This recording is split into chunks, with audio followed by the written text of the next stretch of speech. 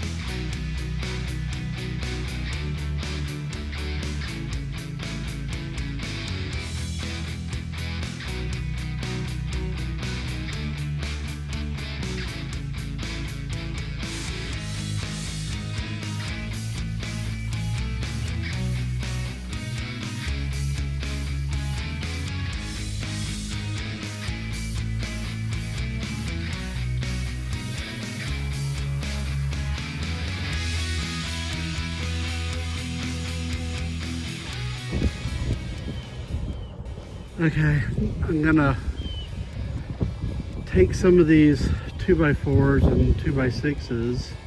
I have a plan. There's the plan right there. Right there. Right there. But basically I'm gonna take the rest of these walls off and start rebuilding it, just keeping the 2x4s and everything, these and all the roof sections, keep it, and pull apart the rest of this bottom. But I gotta first support it down here, and I'm gonna level out these concrete tiles first and then start building up.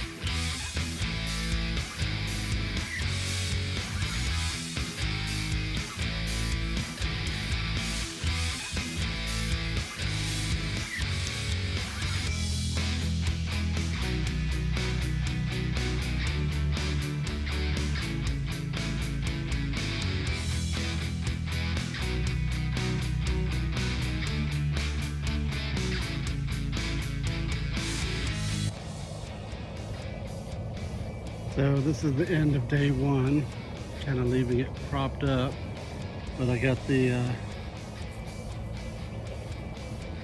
kind of the footings down and supported, not much left of the original box. Just one side came off in one piece. Most of the rest of it's just gonna rotten and shredded off. There's still a good bit of this side on there, but we're just gonna take the rest of that. Probably just take it off and dispose of it. But we'll get back at it tomorrow and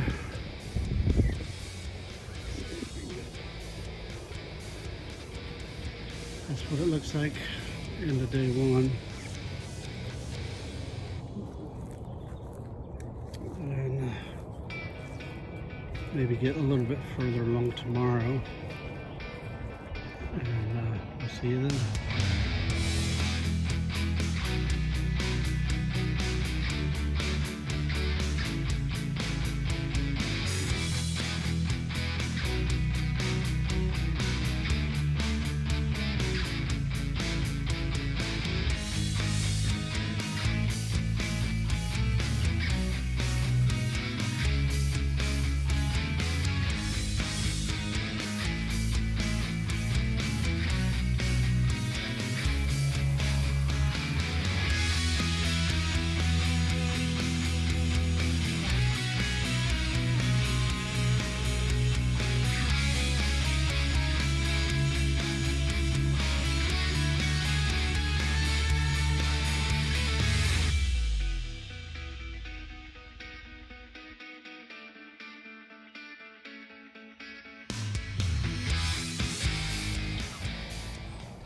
Okay, got it stripped back.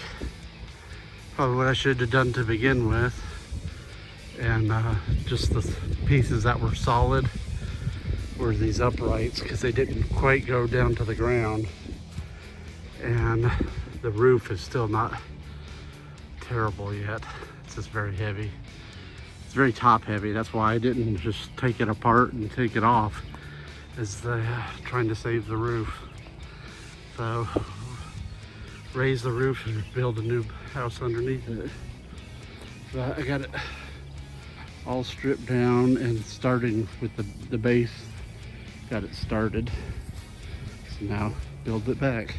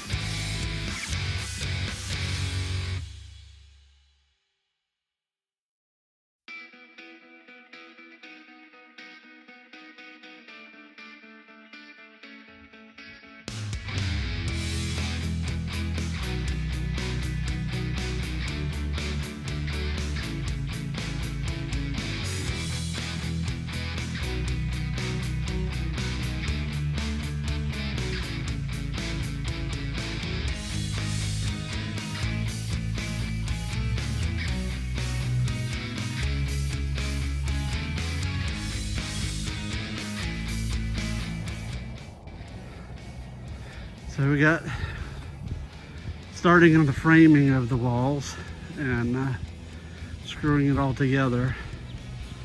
Well, a lot of these I'm pre-drilling and then screwing, so it takes longer just to help keep it from splitting.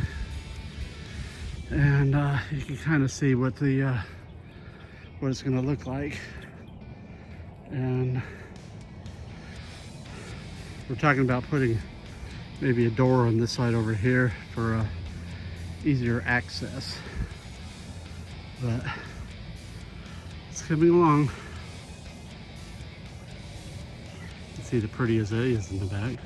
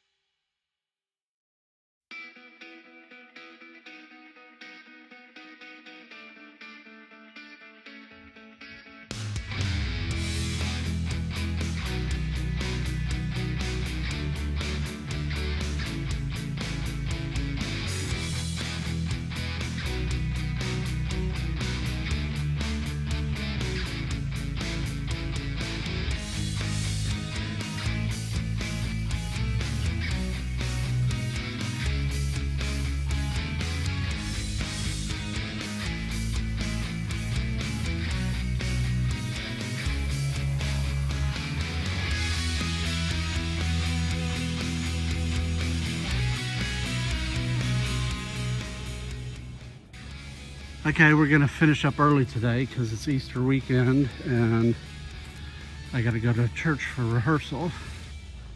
But you can see kind of where I got to, and it's stable. I took the 2x4 supports off and it seems pretty stable. You can see me like trying to wiggle it back and forth. I just propped these up on it for right now just to get them out of the way, really. And so it doesn't look as horrendous. But we're actually thinking to not go back to the siding in this color. We may just keep going up the sides with these 1x6s that are pressure treated. Have to do a little bit of carving on them, rip them down so they'll be a little bit more waterproof, like tongue and groove or something.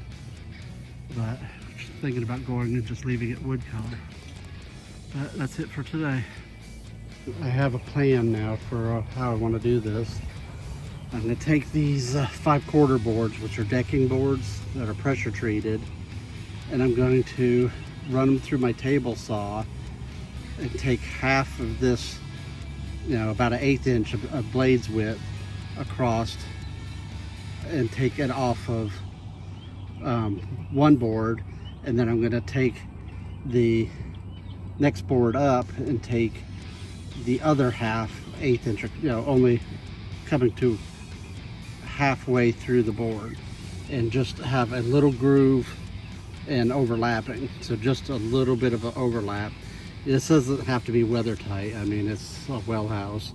I'm just going to try to keep it for winter time. You know, the wind's not going to be whipping through here or anything. I think it's going to be 7 high and then all the way around. And then I think on this side of the well house, I'm actually not going to, I think I'm going to make it as like a locking door that sits on here. Then I'll just have some gate latches, you know, to lock it in place. That way I'm able to remove this side of the house and get in there and have access to it, instead of the old one I had to take some of the covers off the top and reach down in there. I'm thinking to make this back cover removable. So, yeah, as I move along, it'll be a little more clear. It's kind of hard to describe, and I drew it up on a piece of wood, but it's a little hard to see pencil drawing on a piece of wood. So it's the end of the day, and I think I'm going to start this in the morning and try to get some of it done, and try to finish this thing up, trying to get it done and move on to other projects. All right, done for the day. Take care.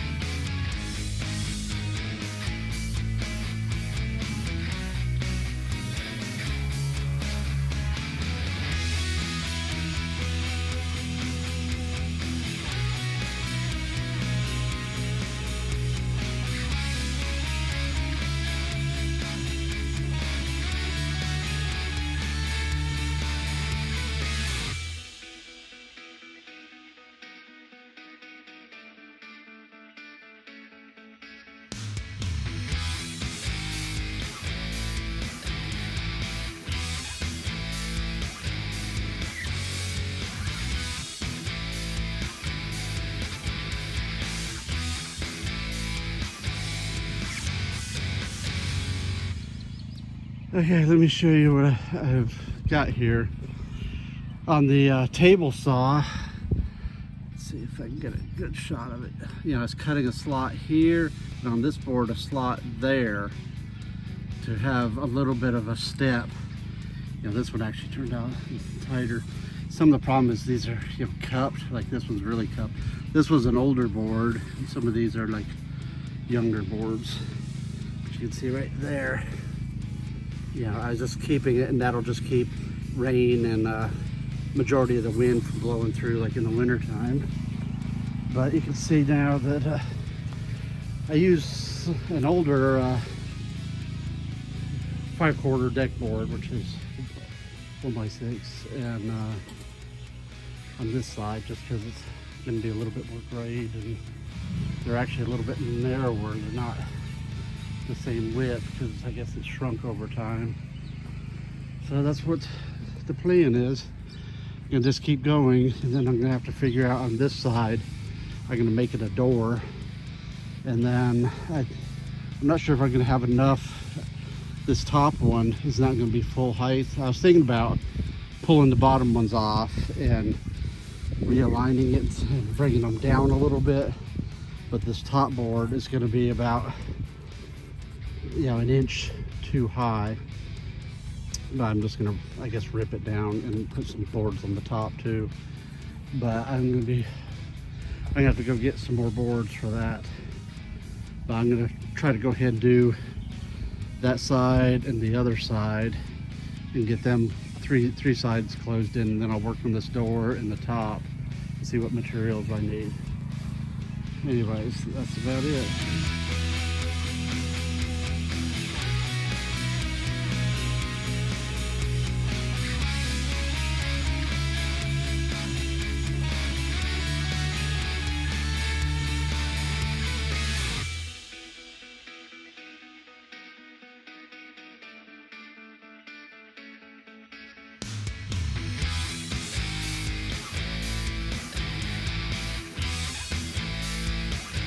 Okay, I got the second side in, and I'm about to start on the third side. And that looks pretty good. I like the wood color. You know, we had the last one, they had siding and they painted it. It was actually, when we bought the house, it was yellow, and this well house was yellow. But we used the well house for testing our paints. We had a little pint of paint from the store to test. And we would paint it on each side, so when the sun came around, we could see what it would look like in the sun when it's like this, direct sun, or when the sun is kind of hitting it at an angle, or in the shade. You know, we could test the different, but it sort of started looking like an Easter egg. Yellow and green and various shades of green and greenish gray. And the house is kind of a greenish gray or color. But then I just went ahead and painted the whole thing to match the house, and could really tell that the siding was just totally rotting on it. So that's when we thought, oh, we'll have to put some new siding on the well house. But it was, you know, you saw at the beginning, it was just so rotten that we ended up pretty much rebuilding the whole thing except for the roof. So I'm going to continue on this other side, and now I'll have to figure out how I'm going to build this door over here.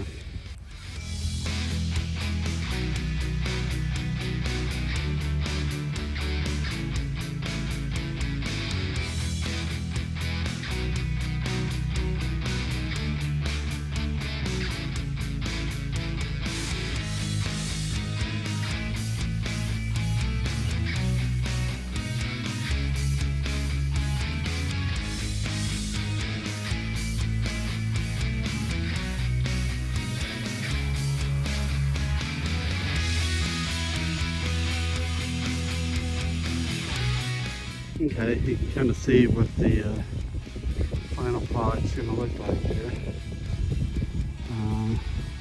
Thinking about redoing the well fitting here, maybe actually plumb it so it comes out this side wall over here, and we just hook a hose to the exterior of it, and not have to do this looping it through the top stuff. But this side looks pretty good, and I went ahead and temporarily mounted these top pieces. Got to decide if I'm going to go that high, or if I'm going to, you know, and put a top piece on the top, or if I'm going to put a top piece down here and have to rip these boards. So those are just, that's why I didn't screw them all the way in, is they're just temporary right now. And I got to go see if I have enough wood. I have some more old pieces of this decking board, and see if I have any more to finish it out. I was gonna put these deck boards on the top too, so I actually need quite a few of them. All right, trying to finish up on this well house, and it's a nice morning, kind of cool and brisk, about 50 degrees. It's springtime here in Georgia, so it's a good time to get out and do some work. And what I have left is I need to do a couple more sideboards, but I'm going to do mostly the top today and finish this up. And I just put a couple of these old boards on there for the time being. But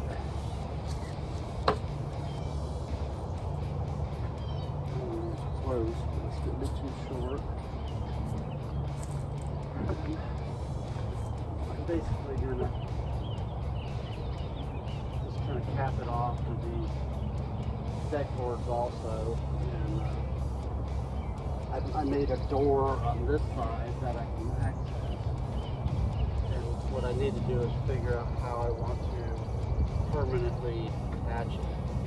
Right now it just slips in there and I got a screw just holding it, but I need to figure out how I want to finish the door.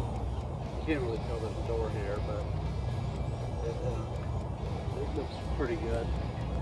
But I'd like to just go ahead and finish this off, put the top on. I need to rip these down, as you can see they're a little bit tall.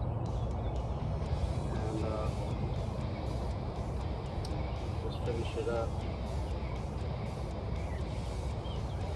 You know, what I've noticed on some of this is I use, especially on this side, I used older deck boards. You know, they've been sitting around here a few years and they've dried out, and they're actually not as wide as the fresh boards are.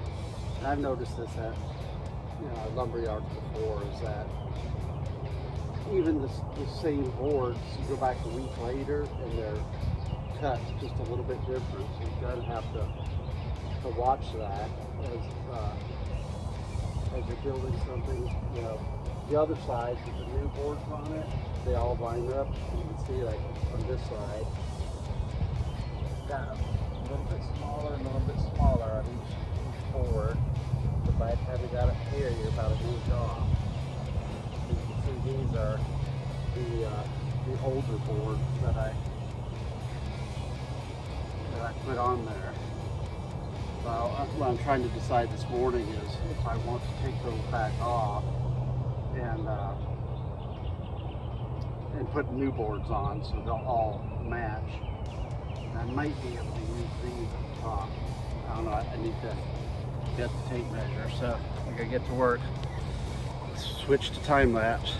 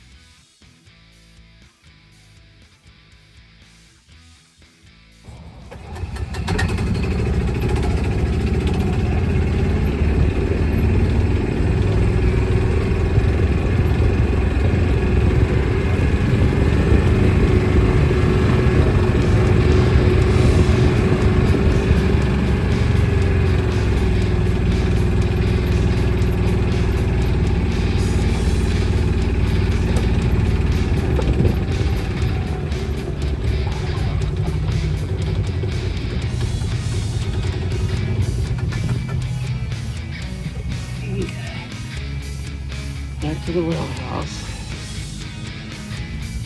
And as you can see, I'm gonna take the older boards and use them up on top where they're about 5.5 inches, and these others are 5 5/8. So there's like 1/8 of an inch each board. I lose 1/8 of an inch coming up. So by the time I'm up towards the top, they're not aligned anymore. So I'm going to switch these around and use the new boards on the side here and the older boards that have shrunk a little bit and may have been 5.5 to begin with. But you can tell they're older and weathered, and I'll just use those up on top.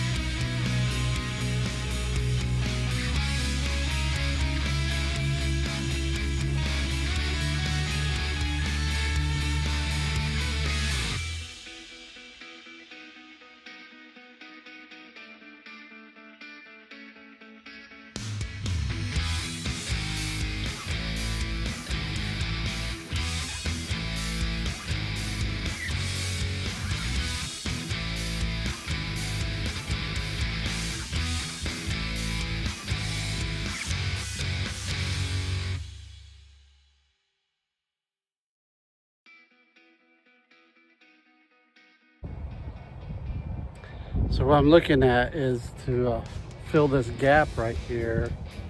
And I was looking at these scraps, but I don't think I want to do those. I still got one more board, and you can see where I marked it. You know, it's to cut out for this board right here, and it's still going to be a blank spot right here. So I don't know if it's gonna look okay or not. And I still gotta figure out if I'm gonna screw them down or if I'm gonna make it removable. I kind of want it removable, so still working on the plan.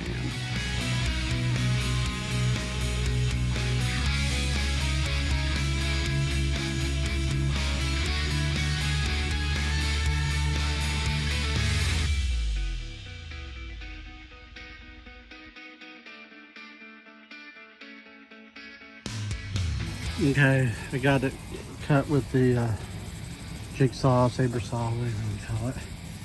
I was able to cut that little notch out on each end. And now, to get it in there, well, without breaking the tabs off, I need to go ahead and take this off. This was just to hold it while it was just the roof and a couple stands. So it's got enough support now that I don't really need that brace.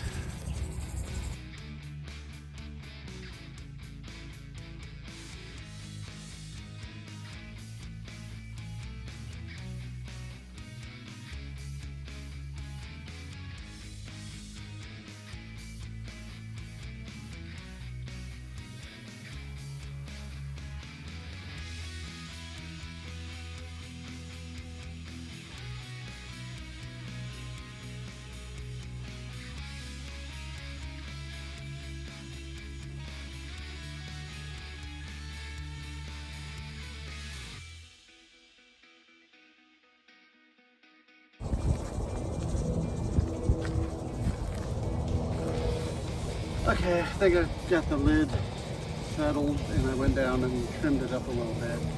So I fit it on.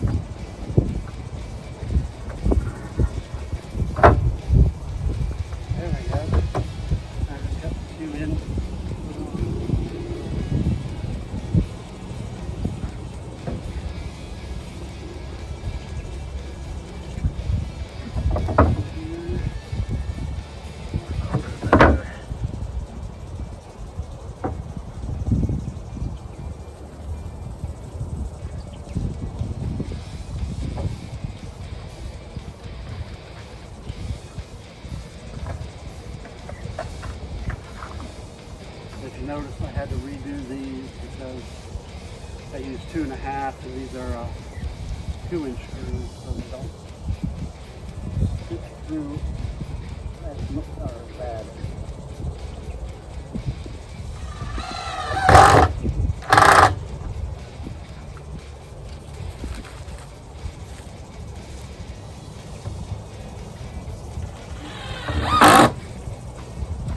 I was thinking about making this to where it'll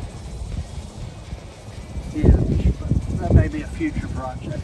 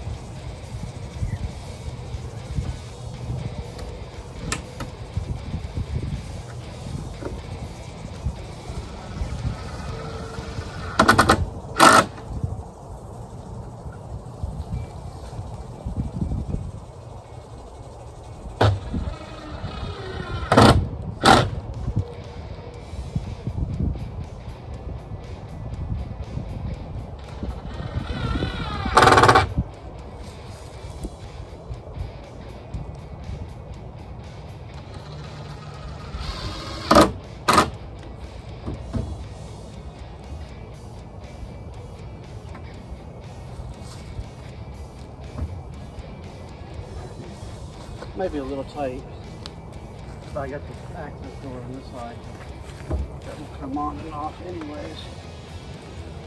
So I like how that's flopping, but not much I can do about it.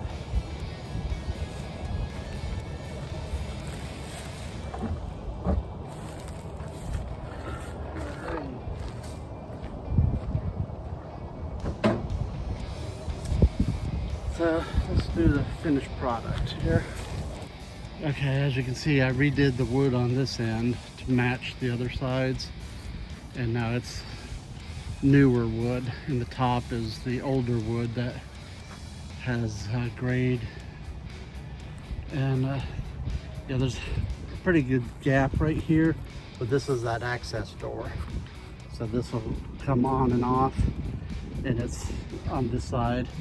I may come back and put like a strip of wood or something there just so it covers a little better. Yeah, we talked about doing 1x4s on the corners, but I think for now these 3 sides are pretty good. You know, this one board at the top, we used an older board, so it's you can see here where it had some other kind of board or something on it, so it didn't discolor like the rest of it. Maybe I would just take a sander to it, make it match, but you know, most people aren't going to get that close to it.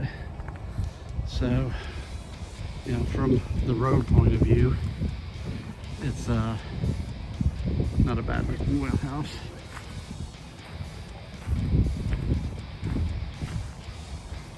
And this is the side that most people actually see, is like right there. But now, you know, that it's complete, we can look at putting, these are jonquils around it, that around here they bloom in about February, and then the rest of the year they just kind of look like big clumps of grass. So we may put some kind of flower or something around here, and then may want to move these jonquils just so they don't get stomped on as bad on this access door side. So there it is, the final. All right, everybody, take care.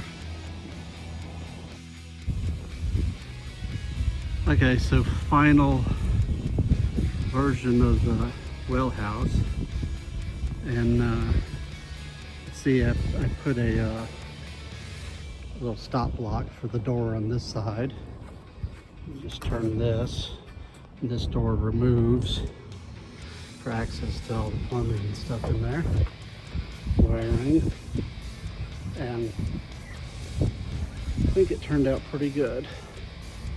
You know, the original one was painted, and this one painted and sided, the siding that had been painted, and kind of like the wood color on this one. It's more of a well house type feel. So that's about it on the well house. Well, you may have noticed that there's a spigot on this side right here, and then I actually put another spigot on this side with my hose and water controller on it. And let me show you inside here how I did that. You know, originally I had a single spigot off of this, so I just hooked a Y on there, and so you can see the red and the blue.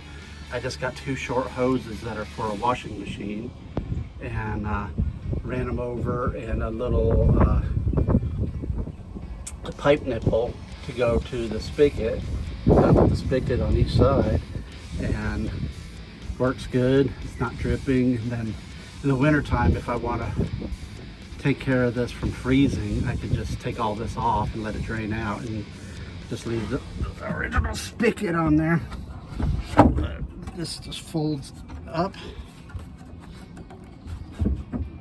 and then this little turn, you know, I was trying to figure out what kind of latch I want, and I just a screw and a scrap piece of wood, and that was all I really needed for a door. This is on the side towards the driveway where we park, so it's not as seen by most people. I thought while I'm at it, I could show you my little water timers here. I actually started these about 10, 12 years ago at least at my other house. And this is an old model. I have an original model that I can't even read the display anymore. I can just barely read it and make it out. So I have it kind of daisy chained here. But this one, the knob broke off, but it still works. So as long as I use the vice grips, and I wrote what each one means on here, that I can figure out, because I've been doing these for 10 years. And then I actually have a new one over at the house. You can see there's like a there, and right there's a spigot. But this one I'm running from over here at the well, so I got a sprinkler there and a sprinkler here, trying to grass seed to grow, and then same thing, spigot here, or a sprinkler there and a sprinkler there. But the other thing that I did was I took one of these outputs and I ran it to get it to the other side of the driveway. I ran it along here, and I shoved it through the culvert pipe, and it comes out on this side on the culvert pipe. And I just kind of protecting it from the UV sun with the pine straw. But there's a, you can see there's a hose right there, and what it does is it comes to this side of the driveway without having to get somebody to dig and push a pipe over here and have a pipe over here. For a while I just ran a hose across the driveway, and it destroyed my hoses. Like these here, you know, it's just split the hose in pieces, so I had to repair it. You can see this one here has got a repair on the end of it, and I ended up with a bunch of broken split hoses. But you can see over here on this side, I have that timer goes off at 8 a.m. over there at the well house. Number one, it pressurizes this line, and then this line, this timer goes off at 8 a.m. also. You can see it's the one that you can hardly read the display. It's like right there, it just changed, but you can hardly read it. But and I wrote the numbers and used the vice grips to turn it. It's not these orbits. You got to watch out if you leave them in the sunshine. The UV just eats them up. But at 8 o'clock, that one goes off, pressurizes the hose that goes through the culvert pipe, comes over here, and at 8 o'clock, this one also comes off. They're not to the second, but 8 o'clock. And it has 2 zones over here.